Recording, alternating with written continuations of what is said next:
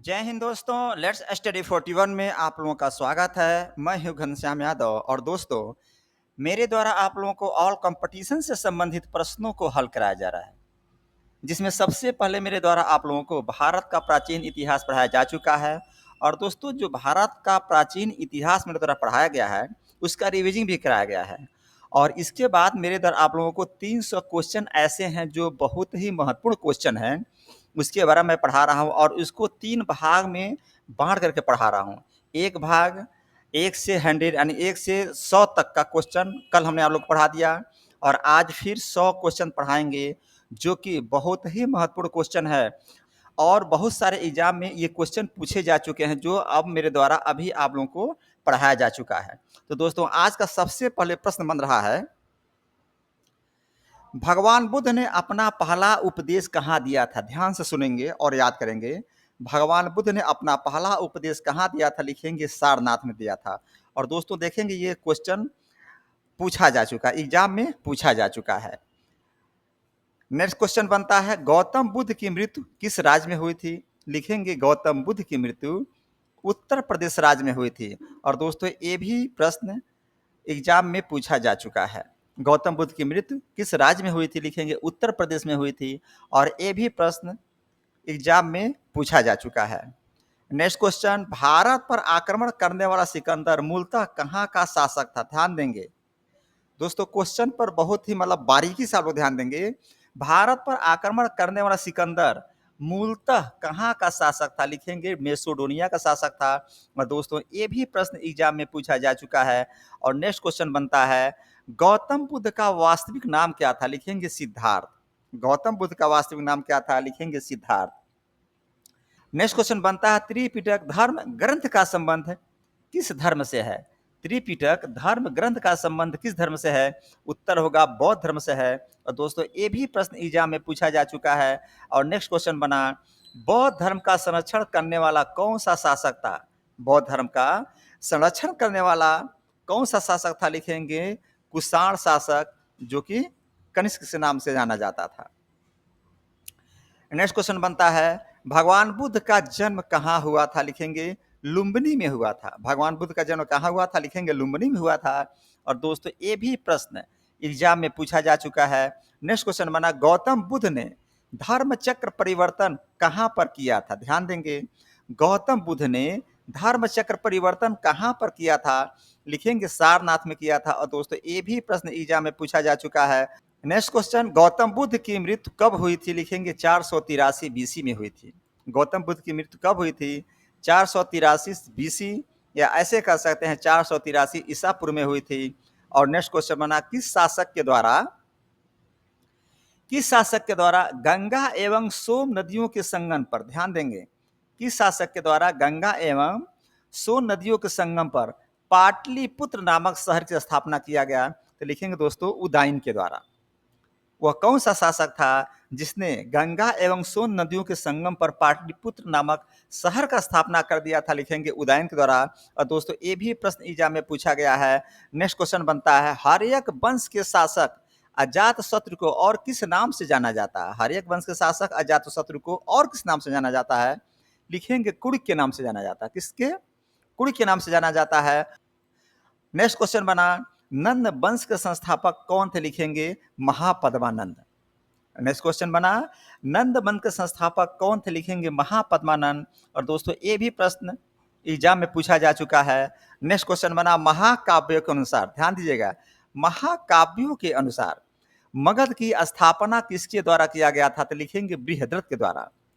यानी कि महाकाव्य में मिला था कि बृहद्रथ के द्वारा मगध की स्थापना की गई। प्रश्न भी यही पूछा जा रहा है, महाकाव्यों के अनुसार मगध की स्थापना किसके द्वारा किया गया था? लिखेंगे बृहद्रथ के द्वारा। और दोस्तों नेक्स्ट क्वेश्चन बनता है, बुद्ध धम्म संघ, ध्यान दीजिएगा, बुद्ध धम्म और संघ मिलकर क्या कहलाते हैं? लिखेंगे त्रिरत्न कहलाते हैं। क्या कहलाते हैं? त्रिरत्न कहलाते हैं। बुद्ध धम्म और संघ को मिला देंगे तो दोस्तों उसे त्रिरत्न कहते हैं। और ये भी क्वेश्चन एग्जाम में पूछा जा चुका है। और नेक्स्ट क्वेश्चन बना, सिकंदर की मृत्यु कहाँ पर हुई थी? लिखेंगे बेबीलोन में हुई थी। और बेबीलोन कहाँ पड़ता है? ईरान में पड़ता है। सिकंदर की मृत्यु कहाँ पर हुई थी? लिखेंगे बेबीलोन, जो कि ईरान का एरिया पड़ता है। और दोस्तों ये भी प्रश्न एग्जाम में पूछा जा चुका है। और नेक्स्ट क्वेश्चन बना, हर्यक वंश की स्थापना किसके द्वारा किया गया? लिखेंगे बिम्बिसार के द्वारा किया गया था। हर्यक वंश की स्थापना बिम्बिसार के द्वारा किया गया था। और दोस्तों ये भी प्रश्न एग्जाम में पूछा जा चुका है। और नेक्स्ट क्वेश्चन बना, उस शासक का नाम बताइए जिसने पाटलिपुत्र को मगध की राजधानी बना दिया था। उस शासक का नाम बताइए जिसने पाटलिपुत्र को मगध की राजधानी बना दिया था। उत्तर लिखेंगे उदयन के द्वारा। और दोस्तों ये भी प्रश्न एग्जाम में पूछा गया है। उदयन के द्वारा दोस्तों पाटलिपुत्र को मगध की राजधानी बना दी गई थी। नेक्स्ट क्वेश्चन, मगध का वह कौन सा पहला भारतीय राजा था? ध्यान देंगे, मगध का वह कौन सा पहला भारतीय राजा था जिसने अपने आप को शक्तिशाली बनाने के लिए वैवाहिक गठजोड़ शुरुआत किया था? तो दोस्तों ये हैं बिंबिसार, और इनके द्वारा कई शादियां की गई थी अपने आप को शक्तिशाली बनाने के लिए। और ये भी प्रश्न एग्जाम में पूछा जा चुका है। नेक्स्ट क्वेश्चन, किस बौद्ध ग्रंथ में 16 महाजनपदों का उल्लेख मिलता है? उत्तर होगा बौद्ध ग्रंथ अंगुत्तर निकाय। प्रश्न आएगा, किस बौद्ध ग्रंथ में 16 महाजनपदों का उल्लेख मिलता है? दोस्तों उत्तर देंगे बौद्ध ग्रंथ अंगुत्तर निकाय।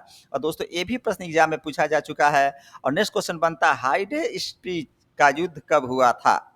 हाइडे स्पीच का युद्ध कब हुआ था? उत्तर लिखेंगे 326 बीसी में, यानी कि 326 ईसा पूर्व में। और दोस्तों ये भी क्वेश्चन एग्जाम में पूछा जा चुका है। और नेक्स्ट क्वेश्चन बनता है, तक्षशिला का वह कौन सा शासक था? कहाँ का? तक्षशिला का। तक्षशिला का वह कौन सा शासक था जिसने सिकंदर की अधीनता स्वीकार कर लिया था? लिखेंगे आम्भिक। तो दोस्तों आम्भिक तक्षशिला का वह ऐसा शासक था जिसके द्वारा सिकंदर की अधीनता स्वीकार की ली गई थी। तो दोस्तों प्रश्न यही बनेगा, तक्षशिला का वह कौन सा शासक था जिसके द्वारा सिकंदर की अधीनता स्वीकार कर लिया गया था? लिखेंगे आम्भिक। और नेक्स्ट क्वेश्चन बना, सिकंदर के गुरु का क्या नाम था? लिखेंगे अरस्तु। सिकंदर के गुरु का क्या नाम था? लिखेंगे अरस्तु। नेक्स्ट क्वेश्चन बना दोस्तों, सिकंदर और पोरस के सेनाओं ने किस नदी पर पड़ाव डाला था? सिकंदर की सेना और पोरस की सेना ने किस नदी पर पड़ाव डाला था? लिखेंगे झेलम नदी पर। झेलम नदी पर दोस्तों सिकंदर की सेना और पोरस की सेनाओं ने पड़ाव डाला था। नेक्स्ट क्वेश्चन बना, भारत पर पहला विदेशी आक्रमण किस वंश के द्वारा किया गया था? लिखेंगे हखमनी वंश के द्वारा। भारत पर पहला विदेशी आक्रमण किस वंश के द्वारा किया गया था? लिखेंगे हखमनी वंश के द्वारा। और दोस्तों नेक्स्ट क्वेश्चन बना, सिकंदर के गुरु का क्या नाम था? लिखेंगे अरस्तु, जो कि एग्जाम में पूछा जा चुका है। सिकंदर के गुरु का क्या नाम था? लिखेंगे अरस्तु। और दोस्तों ये भी प्रश्न एग्जाम में पूछा जा चुका है। और नेक्स्ट क्वेश्चन बनता है, सिकंदर भारत में कितने समय तक रहा था? ध्यान दीजिएगा, जब सिकंदर भारत आया तो कितने समय तक भारत में रहा? लिखेंगे 19 माह तक रहा था। सिकंदर भारत में कितने समय तक रहा? लिखेंगे सिकंदर भारत में 19 माह तक रहा था। और दोस्तों पोरस का राज्य किन नदियों के बीच में फैला हुआ था? ध्यान दीजिएगा, जो राजा पोरस था उसके द्वारा पोरस के राज को कितने नदियों के बीच में फैलाया गया था? तो प्रश्न पूछा जाएगा, पोरस का राज किन नदियों के बीच में फैला हुआ था? लिखेंगे झेलम और चिनाब नदी के बीच में पोरस का राज फैला हुआ था। और दोस्तों ये भी प्रश्न एग्जाम में पूछा जा चुका है, पोरस का राज किन नदियों के बीच में फैला हुआ था? लिखेंगे झेलम और चिनाब नदियों के बीच में फैला हुआ था। नेक्स्ट क्वेश्चन बना, सिकंदर के हमले के समय, ध्यान दीजिएगा, सिकंदर के हमले के समय उत्तर भारत में किस वंश का शासन था? जब सिकंदर आक्रमण कर रहा है तो उस समय उत्तर भारत में किसका शासन था? लिखेंगे नंद वंश का शासन था।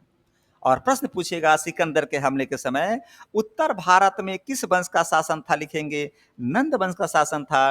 और दोस्तों नेक्स्ट क्वेश्चन बनता, सिकंदर के समकालीन राजा कौन थे? लिखेंगे घनानंद। सिकंदर के समकालीन राजा कौन थे? लिखेंगे घनानंद। और दोस्तों ये भी प्रश्न एग्जाम में पूछा जा चुका है। फिर नेक्स्ट क्वेश्चन बनता है, सिकंदर की सेना ने भारत में किस नदी को पार करने से मना कर दिया था? ध्यान दीजिएगा, सिकंदर की सेना जब भारत आई तो एक ऐसी नदी थी जहां से उसने उस नदी को पार करने में मना कर दिया था। किसने? सिकंदर की सेना ने। और वो नदी थी ब्यास नदी। तो प्रश्न आएगा, सिकंदर की सेना ने भारत में किस नदी को पार करने से मना कर दिया था? लिखेंगे दोस्तों ब्यास नदी थी। और दोस्तों ये भी प्रश्न एग्जाम में पूछा जा चुका है। और नेक्स्ट क्वेश्चन बना हाइडे स्पीच का युद्ध किसके किसके बीच में हुआ था? तो दोस्तों सिकंदर और पोरस के बीच में हाइडे स्पीच का युद्ध हुआ था। और दोस्तों ये भी प्रश्न एग्जाम में पूछा जा चुका है। प्रश्न आएगा हाइडे स्पीच का युद्ध किसके किसके बीच में हुआ था? लिखेंगे सिकंदर और पोरस के बीच में हुआ था। और नेक्स्ट क्वेश्चन बना किस नदी के तट पर? ध्यान दीजिएगा, किस नदी के तट पर सिकंदर और पोरस के बीच में युद्ध हुआ था? लिखेंगे झेलम नदी के तट पर। किस नदी के तट पर सिकंदर और पोरस के बीच में युद्ध हुआ था? लिखेंगे झेलम नदी के तट पर। और नेक्स्ट क्वेश्चन बनता है बिंदुसार ने विद्रोहियों को कुचलने के लिए किसको तक्षशिला भेजा था? तो दोस्तों इसका उत्तर होगा अशोक को भेजा था। बिंदुसार ने विद्रोहियों को कुचलने के लिए किसको तक्षशिला भेजा था? लिखेंगे बिंदुसार ने विद्रोहियों को कुचलने के लिए अशोक को तक्षशिला भेजा था। और दोस्तों ये भी प्रश्न एग्जाम में पूछा जा चुका है। और नेक्स्ट क्वेश्चन बना सांची का स्तूप किसके द्वारा बनवाया गया था? लिखेंगे अशोक के द्वारा बनवाया गया था। और दोस्तों ये भी क्वेश्चन एग्जाम में पूछा जा चुका है। सांची का स्तूप किसके द्वारा बनवाया गया? लिखेंगे अशोक के द्वारा बनवाया गया। और दोस्तों ये भी प्रश्न एग्जाम में पूछा जा चुका है। और नेक्स्ट क्वेश्चन बनता है अशोक के द्वारा तृतीय बौद्ध परिषद कहाँ पर बुलाया गया था? ध्यान दीजिएगा, यहाँ पर तृतीय बौद्ध परिषद की बात हो रही है। और प्रश्न बन रहा है अशोक के द्वारा तृतीय बौद्ध परिषद कहाँ पर बुलाया गया था? लिखेंगे पाटलिपुत्र में बुलाया गया था। और दोस्तों पाटलिपुत्र आज का पटना है। पटना का ही नाम, पुराना नाम यानी प्राचीन नाम पाटलिपुत्र हुआ करता था। नेक्स्ट क्वेश्चन बना देव नाम प्रियदर्शी के नाम से किसको जाना जाता है? तो दोस्तों अशोक को जाना जाता है। अशोक को देव नाम प्रियदर्शी के नाम से जाना जाता है। और ये भी प्रश्न एग्जाम में पूछा जा चुका है। और नेक्स्ट क्वेश्चन बनता है कलिंग विजय के बाद अशोक ने किस धर्म को अपना लिया था? ध्यान दीजिए, कलिंग का विजय जो हुआ था अशोक के द्वारा और जो कलिंग का युद्ध हुआ था बहुत ही भीषण युद्ध हुआ था। उसमें बच्चों से लेकर छोटे छोटे बच्चों से लेकर के औरतों को, बूढ़ों को, सबको मार दिया गया था। तो उस युद्ध की बात की जा रही है कि कलिंग विजय के बाद अशोक ने किस धर्म को अपना लिया था? लिखेंगे बौद्ध धर्म को अपना लिया था। कलिंग विजय के बाद अशोक ने किस धर्म को अपनाया? लिखेंगे बौद्ध धर्म को अपनाया था। और दोस्तों ये भी प्रश्न एग्जाम में पूछा जा चुका है। फिर नेक्स्ट क्वेश्चन बनता है प्राचीन भारत को कौन सा महान शासक था? प्राचीन भारत का वह कौन सा महान शासक था जिसने अपने जीवन के अंतिम समय में जैन धर्म को अपना लिया था? ध्यान दीजिएगा, प्राचीन भारत को कौन सा शासक था जो कि अपने अंतिम समय में जैन धर्म को अपना लिया था? लिखेंगे चंद्रगुप्त मौर्य। और दोस्तों ये भी एग्जाम में पूछा जा चुका है। प्रश्न आएगा प्राचीन भारत को कौन सा महान शासक था जिसने अपने अंतिम समय में जैन धर्म को अपना लिया था? लिखेंगे चंद्रगुप्त मौर्य। और नेक्स्ट क्वेश्चन बनता मेगास्थनीज के द्वारा कौन सी पुस्तक लिखी गई थी? लिखेंगे इंडिका। प्रश्न आएगा मेगास्थनीज के द्वारा कौन सी पुस्तक लिखी गई थी? आप लिखेंगे इंडिका। और दोस्तों देखेंगे ये भी एग्जाम में पूछा गया प्रश्न है। नेक्स्ट क्वेश्चन मेगास्थनीज के द्वारा भारतीय समाज को कितने भागों में विभाजित किया गया था? लिखेंगे 7 भागों में विभाजित किया गया था। मेगास्थनीज के द्वारा भारतीय समाज को कितने भागों में विभाजित किया गया था? लिखेंगे 7 भागों में विभाजित किया गया था। और दोस्तों ये भी प्रश्न एग्जाम में पूछा जा चुका है। और फिर नेक्स्ट क्वेश्चन बनता है पाटलिपुत्र में स्थित चंद्रगुप्त का महल किस चीज का बना हुआ था? पाटलिपुत्र में स्थित चंद्रगुप्त का महल किस चीज का बना हुआ था? लिखेंगे लकड़ी का बना हुआ था। और दोस्तों ये भी प्रश्न एग्जाम में पूछा जा चुका है। नेक्स्ट क्वेश्चन बना वो कौन सा राजा था जिसको भारत का नेपोलियन कहा जाता था? लिखेंगे समुद्रगुप्त। समुद्रगुप्त को दोस्तों भारत का नेपोलियन कहा जाता था। और नेक्स्ट क्वेश्चन बना अशोक के अभिलेख को पढ़ने वाला पहला अंग्रेज कौन था? ध्यान दीजिएगा, अशोक के अभिलेख की बात की जा रही है। और प्रश्न आ रहा है कि अशोक के अभिलेख को पढ़ने वाला पहला अंग्रेज कौन था? लिखेंगे जेम्स प्रिंसेप था। और दोस्तों ये भी प्रश्न एग्जाम में पूछा जा चुका है। नेक्स्ट क्वेश्चन कलिंग युद्ध के विजय के बारे में अशोक के किस शिलालेख में वर्णन किया गया है? लिखेंगे 13वें शिलालेख में। कलिंग के युद्ध के विजय के बारे में अशोक के किस शिलालेख में वर्णन किया गया? लिखेंगे 13वें शिलालेख में। और दोस्तों ये भी प्रश्न एग्जाम में पूछा जा चुका है। और नेक्स्ट क्वेश्चन बनता है मौर्य काल में सीता का तात्पर्य क्या था? लिखेंगे राजकीय भूमि से। मौर्य काल में सीता का क्या तात्पर्य होता था? लिखेंगे राजकीय भूमि से। और दोस्तों ये भी प्रश्न एग्जाम में पूछा जा चुका है। और नेक्स्ट क्वेश्चन बना वह कौन सा शासक था जो भगवान बुद्ध का समकालीन था? ध्यान दीजिएगा, वो कौन सा शासक था जो भगवान बुद्ध का समकालीन था, लिखेंगे बिंबिसार। तो दोस्तों बिंबिसार भगवान बुद्ध के समकालीन था। नेक्स्ट क्वेश्चन, त्रिरत्न किसे कहते हैं? तो दोस्तों बुद्ध, धम्म और संघ को मिला देंगे, इसी को त्रिरत्न कहते हैं। ऊपर भी प्रश्न आ चुका है, त्रिरत्न किसे कहते हैं? तो बुद्ध प्लस धम्म प्लस संघ, तीनों को मिला देंगे, इसी को त्रिरत्न कहते हैं। नेक्स्ट क्वेश्चन, वर्धमान महावीर जब इंद्रियों को बस में कर लिए तो क्या कहलाए थे? ध्यान दीजिएगा, वर्धमान महावीर जब इंद्रियों को बस में कर लिए, यानी कि अपने काबू में कर लिए, तो उनको क्या कहा गया या क्या कहलाए? तो लिखेंगे जिन्न कहा गया उनको। भगवान महावीर या वर्धमान महावीर जब इंद्रियों को बस में कर लिए थे तो उनको जिन्न कहा गया। और दोस्तों नेक्स्ट क्वेश्चन बना, भारत में जैन धर्म के संस्थापक कौन थे? लिखेंगे महावीर स्वामी। भारत में जैन धर्म के संस्थापक कौन थे? लिखेंगे महावीर स्वामी। और दोस्तों इनको वास्तविक संस्थापक माना जाता है। और फिर अगला प्रश्न बना, चाणक्य को और किस नाम से जाना जाता है? लिखेंगे विष्णुगुप्त और कौटिल्य के नाम से भी जाना जाता है। यानी कि इनको तीन नाम हो गया, चाणक्य का तीन नाम हो गया, एक चाणक्य हो गया, एक विष्णुगुप्त हो गया और एक कौटिल्य हो गया। तो प्रश्न आएगा, चाणक्य को और किस नाम से जाना जाता है? लिखेंगे विष्णुगुप्त और कौटिल्य के नाम से जाना जाता है। और नेक्स्ट क्वेश्चन बना, कैवल्य किस धर्म से संबंधित है? लिखेंगे जैन धर्म से संबंधित है। कैवल्य किस धर्म से संबंधित है? लिखेंगे जैन धर्म से संबंधित है। और दोस्तों नेक्स्ट क्वेश्चन बना, गौतम बुद्ध किस गणराज्य से आते थे? गौतम बुद्ध किस गणराज्य से आते थे? लिखेंगे शाक्य गणराज्य से आते थे। और नेक्स्ट क्वेश्चन बना, अर्थशास्त्र की रचना किसके द्वारा किया गया था? सबको पता है ये कौटिल्य के द्वारा किया गया था। अर्थशास्त्र की रचना किसके द्वारा किया गया था? लिखेंगे कौटिल्य के द्वारा किया गया था। नेक्स्ट क्वेश्चन बना, वो कौन सा शासक है जिसके द्वारा तृतीय बौद्ध परिषद को संरक्षण प्रदान किया गया था? लिखेंगे अशोक। प्रश्न पर ध्यान देंगे, वो कौन सा शासक है जिसके द्वारा तृतीय बौद्ध परिषद को संरक्षण दिया गया था, यानी संरक्षण प्रदान किया गया था? लिखेंगे अशोक के द्वारा। और नेक्स्ट क्वेश्चन बनता है, वह कौन सा राजा था जिसने यूनानियों को भारत से बाहर निकाल दिया था? लिखेंगे चंद्रगुप्त मौर्य। वो कौन सा राजा था जिसने यूनानियों को भारत से बाहर निकाल दिया था? लिखेंगे चंद्रगुप्त मौर्य। और नेक्स्ट क्वेश्चन बनता है दोस्तों, यूनानी रोमन कला को कहां पर स्थान प्राप्त हुआ था? लिखेंगे गांधार। यूनानी रोमन कला को कहां पर स्थान प्राप्त हुआ था? लिखेंगे गांधार। और दोस्तों नेक्स्ट क्वेश्चन बनता है, 78वें यानी 78 से होने वाले शक सम्मत का प्रारंभ किसके द्वारा किया गया था? लिखेंगे कनिष्क के द्वारा। आप देखेंगे तो जो हम लोग शक सम्मत देखते हैं वो 78 से प्रारंभ हुआ था। और किसने किया था? कनिष्क ने किया था। तो 78 से प्रारंभ होने वाले शक सम्मत का प्रारंभ किसके द्वारा किया गया था? उत्तर लिखेंगे कनिष्क के द्वारा। और नेक्स्ट क्वेश्चन बनता है, पूना ताम्रपत्र, ध्यान दीजिएगा प्रश्न पर, पूना ताम्रपत्र अभिलेख किससे संबंधित है? लिखेंगे प्रभावती गुप्त से। पूना ताम्रपत्र संबंध, पूना ताम्रपत्र अभिलेख प्रभावती गुप्त से संबंधित है।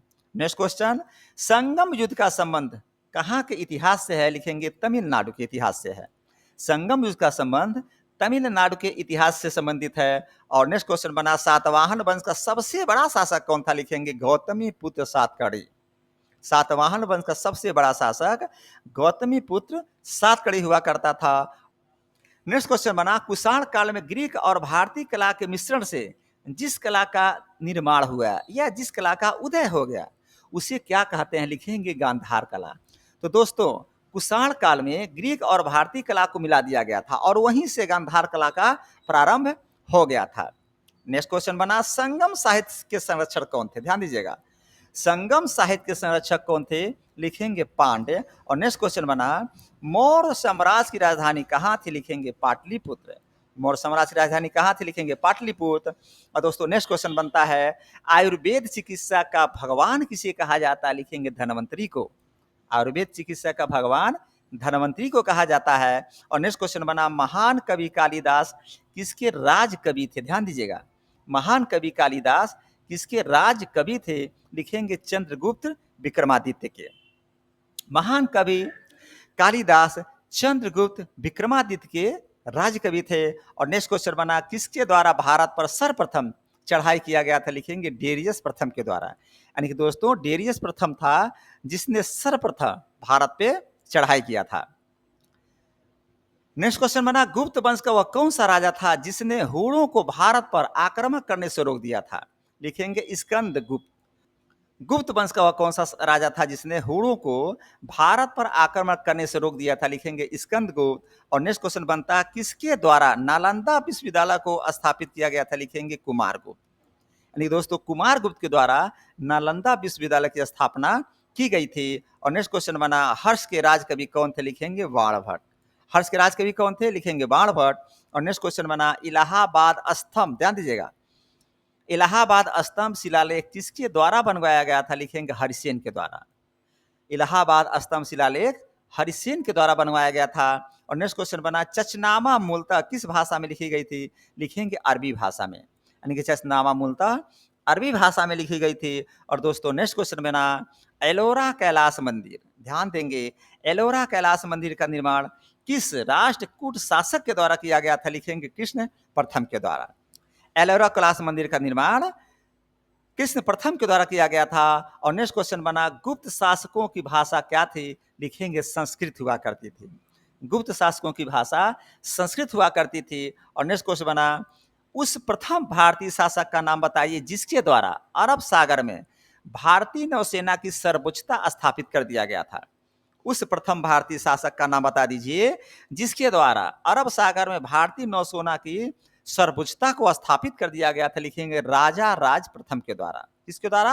राजा राज प्रथम के द्वारा। और नेक्स्ट क्वेश्चन बना अधिकांश चोल मंदिर किस देवी देवता को समर्पित है? ध्यान देंगे दोस्तों, अधिकांश चोल मंदिर की बात की जा रही है। अधिकांश चोल मंदिर किस देवी देवता को समर्पित है? लिखेंगे भगवान शिव को। किसको? भगवान शिव को। यानी कि अधिकांश जो चोल मंदिर है दोस्तों वो भगवान शिव को समर्पित है। और नेक्स्ट क्वेश्चन बन रहा है चोल वंश में ग्राम प्रशासन के बारे में किस शिलालेख में उल्लेखित यानी मिलता है? लिखेंगे उत्तरामेरूर में, उत्तरामेरूर शिलालेख में। चोल वंश में ग्राम प्रशासन के बारे में किस शिलालेख में उल्लेख मिलता है? लिखेंगे उत्तरामेरूर में। और नेक्स्ट क्वेश्चन बना अंगकोर वाट मंदिर कहाँ पर स्थित है? लिखेंगे दोस्तों कंबोडिया में। तो दोस्तों प्रश्न आएगा अंगकोर वाट मंदिर कहाँ पर स्थित है? लिखेंगे कंबोडिया में। और नेक्स्ट क्वेश्चन बना मिहिर भोज किस वंश का महानतम राजा था? लिखेंगे प्रतिहार वंश का। मिहिर भोज किस वंश का महानतम राजा था? लिखेंगे प्रतिहार वंश। और दोस्तों नेक्स्ट क्वेश्चन बना अजंता और एलोरा की गुफाएं किस शहर के पास स्थित है? लिखेंगे औरंगाबाद। अजंता और एलोरा की गुफाएं औरंगाबाद शहर के पास स्थित है। नेक्स्ट क्वेश्चन बना अजंता की चित्रकला कृतियों में वर्णित कथानक है? लिखेंगे जातक।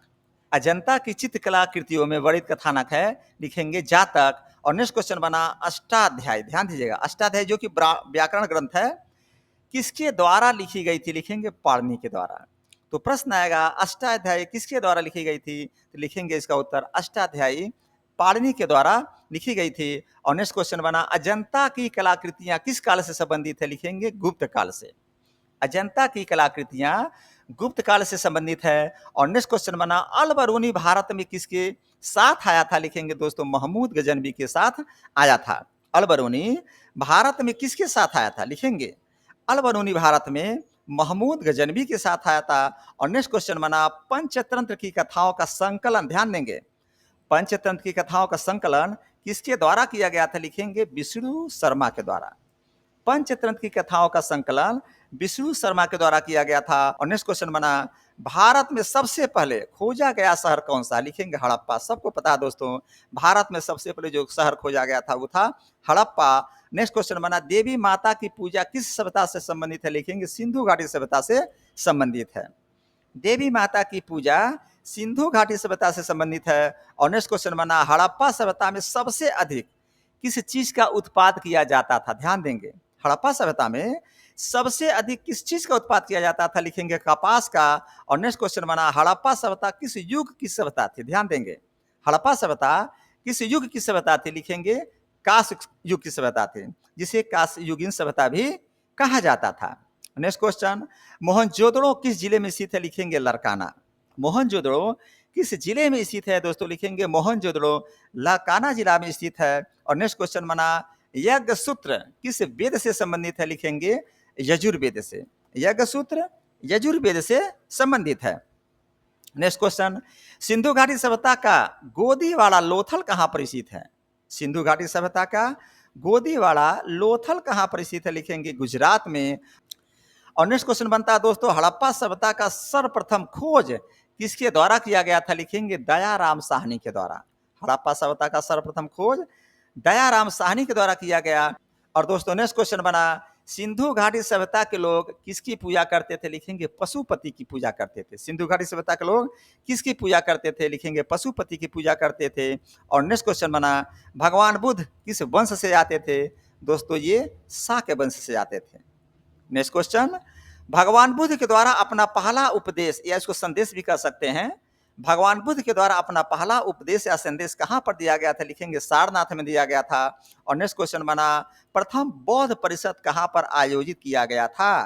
प्रश्न आएगा, प्रथम बौद्ध परिषद कहाँ पर आयोजित किया गया था? लिखेंगे राजगृह में, यानी कि प्रथम बौद्ध परिषद राजगृह में स्थापित किया गया था। और नेक्स्ट क्वेश्चन बना, वह कौन सा बौद्ध भिक्षुक है जिसने तिब्बत में बौद्ध धर्म का प्रचार प्रसार किया था? ध्यान दीजिएगा, वो कौन सा बौद्ध भिक्षुक है जिसने तिब्बत में बौद्ध धर्म का प्रचार प्रसार किया था? लिखेंगे पद्म संभव। पद्म संभव के द्वारा दोस्तों तिब्बत में बौद्ध धर्म का प्रचार प्रसार किया गया था। और नेक्स्ट क्वेश्चन बना, बौद्ध धर्म का निर्माण स्थल कहाँ? लिखेंगे कुशीनगर, जो कि उत्तर प्रदेश में पड़ता है। नेक्स्ट क्वेश्चन, वह कौन सा राज्य है? ध्यान देंगे, वह कौन सा राज्य है जिसके द्वारा पहली बार युद्ध में हाथियों का इस्तेमाल किया गया था? वह कौन सा राज्य है जिसके द्वारा पहली बार युद्ध में हाथियों का इस्तेमाल किया गया था? लिखेंगे मगध के द्वारा। मगध के द्वारा दोस्तों सबसे पहले यानी पहली बार युद्ध में हाथियों का इस्तेमाल किया गया था। तो दोस्तों आज का क्लास यहीं पर समाप्त होता है। और मैं कहूँगा ये जो मैं पढ़ा रहा हूँ 300 क्वेश्चन किसी भी हालत में आप लोग नहीं भूलेंगे, बहुत ही महत्वपूर्ण क्वेश्चन है। और इसी के साथ आज के क्लास को समाप्त करता हूँ। जय हिंद, जय भारत।